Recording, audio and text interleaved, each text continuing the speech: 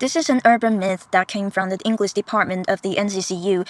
As the beautiful summer came, the graduation season arrived. Rumor has it that there was someone who couldn't successfully graduate because of the myth related to the flowers.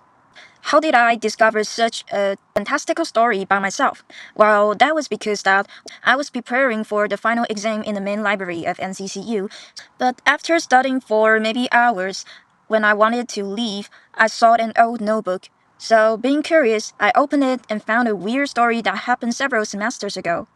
It was like a diary that belonged to someone, but I just don't know who. And I saw a sentence saying that I have been searching for you for so much time, but I still cannot see you come back to me. As for the following story, I will use the first-person perspective to narrate the content.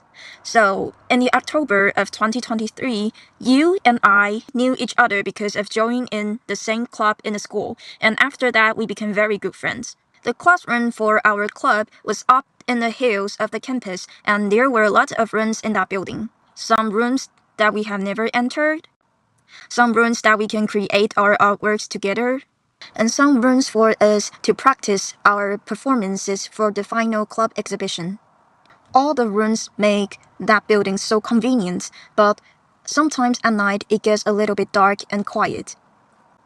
But actually, we don't consider it to be a really big deal because our classes usually ended before 8 or 9 p.m., so we don't have to really worry about if the environment is too dark. The lights were usually on for the students at night. And here is also some places that we can rest there. After all, we can simply just take the school bus back to where we belong. However, at the end of March of 2024, our class hours became longer due to the increase of the workload, and we usually leave the classroom after 10 p.m. or even later. Although I have never lived in the dormitory, you, my friend, had to went back to your dorm and walk along the dark path in the hills. So that really makes me so worried about you. And one day, my concern had totally came true. After 10 p.m., I saw you get in a school bus that can take you to the dormitory.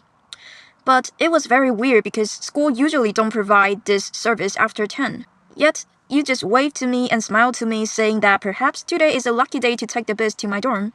However, that day became the last day that I can be with you in my life. After weeks, I was so crazy searching for you, but you just really disappeared from the campus. Though I was really depressed, I didn't want to give up, so I went to meet the school staff from the administration building to find some clues. So we just took another school bus and climbed up the hill and tried to go to the place where we last met each other. And surprisingly, as I went further in the hill, I found a clue that might relate to your disappearance. That was about a kind of red flowers.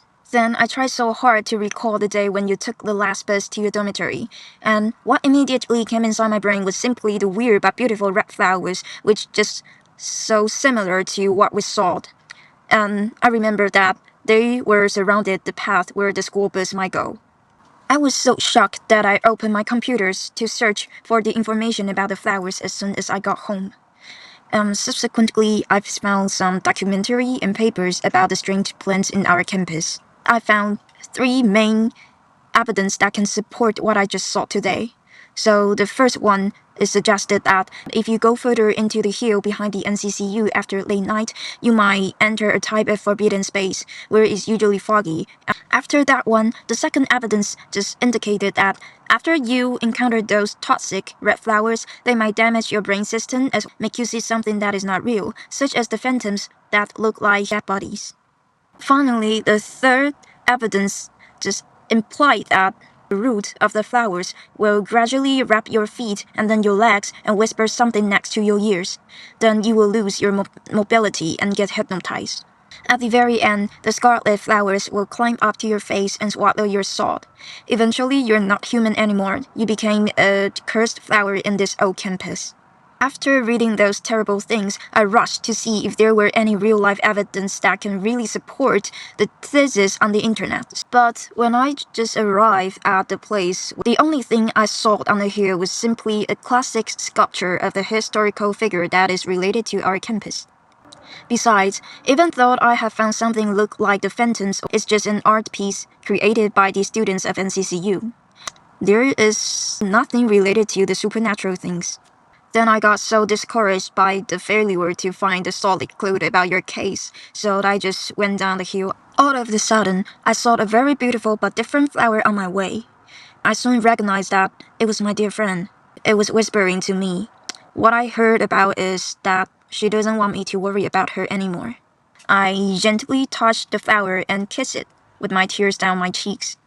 I hoped that there wouldn't be anybody to encounter the same tragedy in the future. So the story has ended right there. Then turn the perspective back to myself.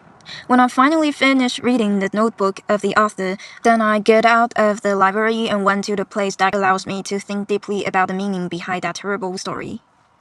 As I walk along the riverside, I think that the story just suggested that we should be aware of the potential danger. Also, we have to keep ourselves safe at night. At the end, I'm sure that the flower will forever be the warning symbol in NCCU.